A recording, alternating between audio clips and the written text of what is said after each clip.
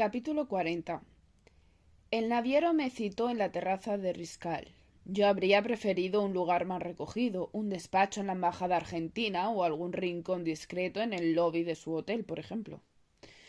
Tras el encuentro con Ramiro, mi intención era evitar los establecimientos públicos a toda costa, sobre todo los más concurridos y célebres. Ajeno a mis preocupaciones, Alberto Dodero mandó un coche a recogerme a Empinar 5, un Cadillac negro y suntuoso que hacía volver cabezas al circular por las calles. Me esperaba tomando un whisky con hielo mientras departía con un par de tipos que se volatilizaron tan pronto como él les hizo una seña. Alrededor, como era de esperar, pululaba todo un descarado despliegue de curiosos y mirones. Contaban que la capital entera andaba con el radar puesto para detectar la presencia de la dignataria argentina o miembros de su séquito. Me besó la mano con glanura. Me sostuvo la silla y halagó mi presencia. Comentó que jamás había sido entrevistado por una mujer tan hermosa. Yo acepté sus viriles cortesías con una sonrisa neutra. No me quedaba otra. En realidad no se tratará de una entrevista al uso, señor Dodero, aclaré mientras ponía sobre mis rodillas la servilleta. Más bien será una conversación distendida, si le parece. Estamos preparando un gran reportaje radiofónico que cubrirá la visita a España de la esposa del presidente Perón. Será retransmitido por nuestro servicio. Se escucha mucho la BBC en Uruguay y la Argentina, dijo alzando su vaso con gesto apreciativo. Será un placer conversar con usted, mi querida señorita, ¿cómo debo tratarla? Volvió a utilizar la misma estrategia que con Diego Tobar. Puede llamarme Lidia simplemente. Superaba los 60 y era el armado más poderoso del Río de la Plata y uno de los más importantes de Sudamérica. Estaba al frente de un grupo de empresas familiares que poseían centenares de embarcaciones, desde grandes cargueros y transatlánticos hasta remolcadores y lanchas fluviales. La guerra, lejos de emprovecerlo, lo había beneficiado por el precio de los fletes, y tras el fin de los combates en los últimos años venía adquiriendo a precio de saldo unidades que habían servido en la Armada estadounidense, reacondicionadas para pasar del transporte de tropas y armamento al de pasajeros y mercancías.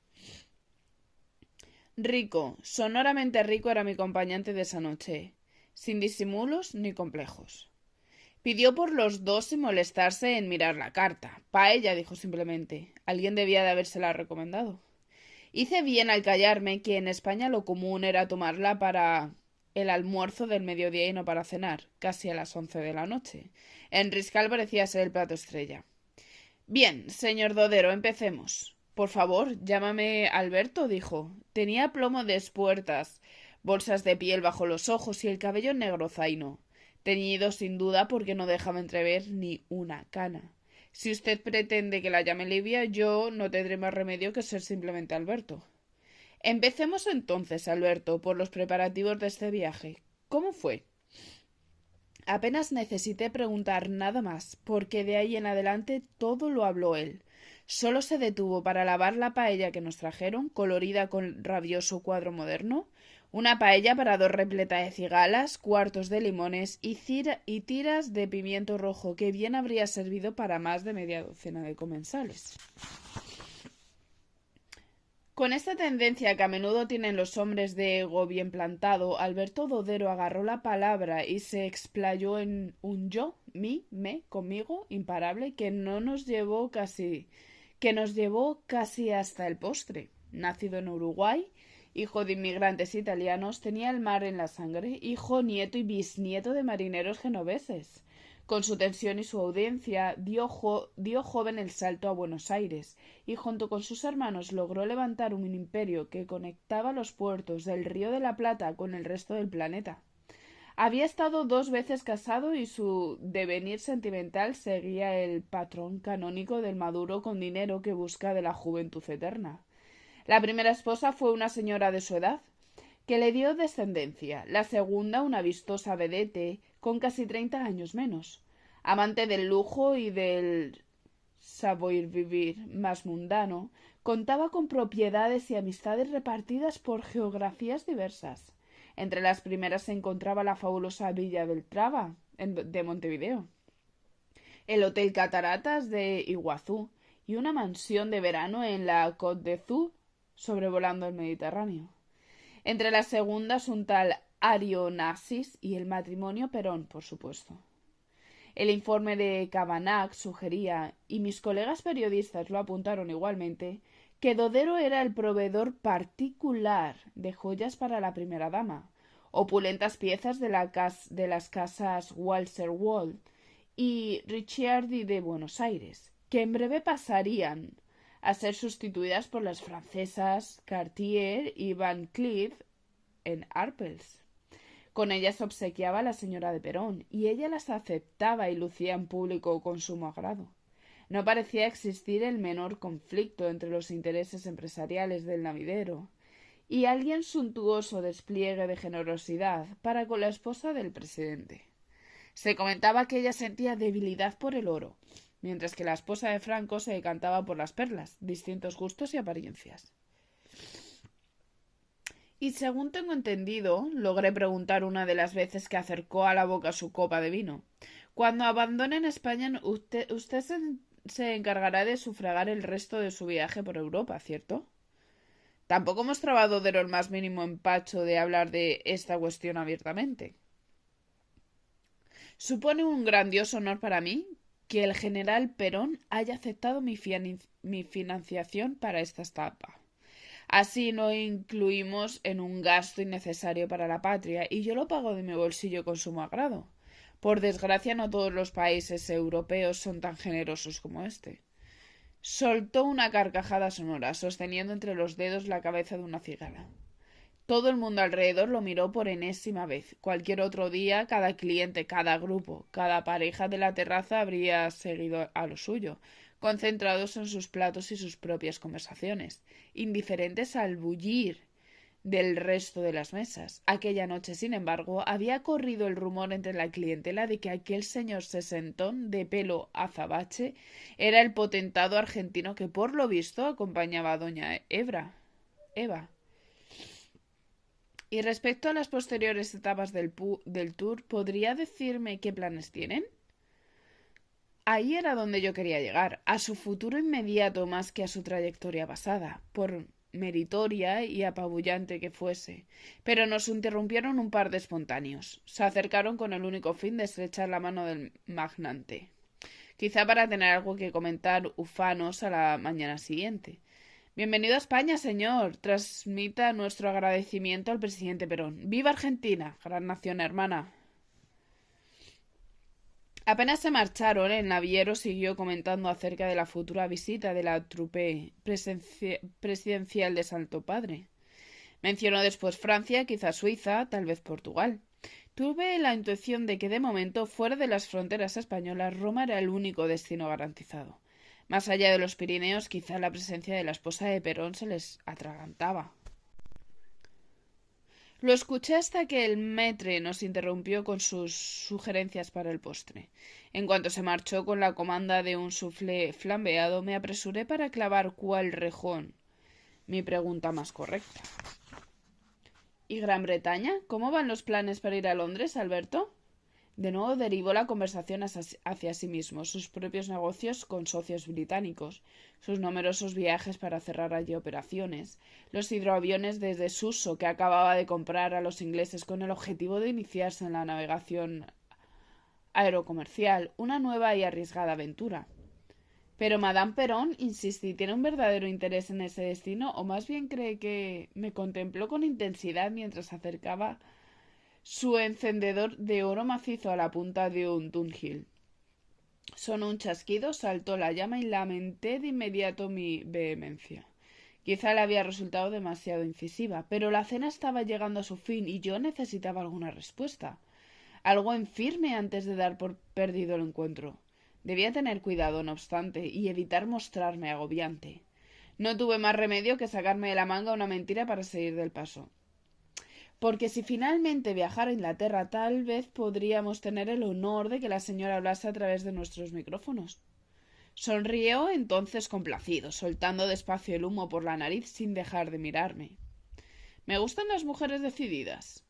No tuvo oportunidad de explayarse. En ese preciso instante un nuevo espontáneo se acercó a nuestra mesa. Apareció por mi espalda. De mí hasta entonces solo había visto los hombros desnudos, el cabello moreno en un recogido y el dorso de mi modelo estampado. Mi admirador señor Dodero, pero qué inmensa alegría encontrarlo acá en España. Román Altares para servirle, añadió, tendiéndole la mano. Su acento sonaba más argentino que el del propio naviero. Le ruego que disculpen esta interrupción usted y su hermosa acompañante. Se volvió entonces hacia mí, y un brote de sudor me recorrió la espalda. A él la sonrisa se le quedó como tallada en piedra. El mayor de mis temores acababa de tomar forma. Vistiendo un elegante terno de verano, peinado con fijador, atractivo y encantador de serpientes, ahí estaba Ramiro Arribas, de nuevo. ¡Guau, guau, guau! Reaccionó rápido, separó sus ojos de mí y volvió a concentrarse en Dodero. Soltó una ristra de nombres, lugares y momentos, un profuso name-dropping, como decían los ingleses. Mi acompañante frunció levemente el ceño, como tratando de ubicarlo, sin demasiado interés. Tras unos segundos, sin convencimiento alguno, masculló. Ya recuerdo. Incapaz de mantenerme serena, me levanté de la mesa. Si me disculpan unos instantes. Me dirigí al tocador. Con sumo gusto habría gritado, blasfemado, metido el rostro debajo del grifo, pero no. No debía perder el control. No debía permitir que la presencia, la mera existencia de aquel desgraciado volviera a alterarme. Apreté los dientes con fuerza, respiré hondo. Ramiro Arribas había transmutado su nombre por Román Altares, distinto al original, pero relativamente parecido. Ahora no hablaba un castellano como el mío, sino un fluido español porteño. No parecían irle mal las cosas, a juzgar por su aspecto y el hecho de conocer al menos tangencialmente a Alberto Dodero. ¿Pero qué demonios hacía en Madrid? ¿Se había dado a entender que su residencia habitual estaba en Buenos Aires? ¿Y qué pretendía conseguir del armador, más allá de saludarlo? Recordé las palabras de Diego Tobar en Villarromana. La capital se había llenado de argentinos inclasificables, oportunistas con toda seguridad. Y Ramiro encajaba en ese perfil como si lo hubiera sacado de un molde. Me lavé las manos, me miré al espejo. Allí ya no estaba la convencida incauta a la que aquel miserable había manipulado a su antojo, aquella veinteañera a la que engañó y abandonó sin sombra de remordimiento. Frente a mí tenía el reflejo de la que yo era ahora, una mujer cuajada, con cicatrices en el alma, mundo a las espaldas y una minúscula familia a su cargo. Hazlo por tu hijo, musité, pero me corregí de inmediato. Hazlo por tus hijos, me ordené. Por mi pequeño Víctor y por el niño que no llegó a nacer, ese que él engendró en mi vientre y después aniquiló con su abandono. La criatura que se deslizó entre coágulos de sangre mientras yo huía de Tánger en un autobús, sola y aterrorizada tras su marcha. Por aquel bebé malogrado, por mi niño vivo y por mí misma, no podía consentir que Ramiro pusiera mi entereza patas arriba. Volví a la mesa caminando con imperiosa soltura. Vi que el muy cretino aún seguía hablando pletórico mientras Dodero jugaba con su encendedor entre los dedos. No parecía estar haciéndole demasiado caso. Sacó su sonrisa espléndida al verme llegar. Incluso quiso decir algo, el muy zorro. Algún cumplido para caer en gracia al magnate. No le di opción. Ignorándolo sin sentarme, propuse. ¿Podríamos irnos, Alberto? Se levantó el naviero, dejó la servilleta hecha un gurruño sobre la mesa. El maître se arrimó preso. Con apenas 3 palabras concretaron algo. Que le mandase la cuenta al Palas, supuse. Los señores de su tipo a menudo no se molestaban en sacar en público la billetera. Se despidió de Ramiro lanzándole con la barbilla un gesto desabrido.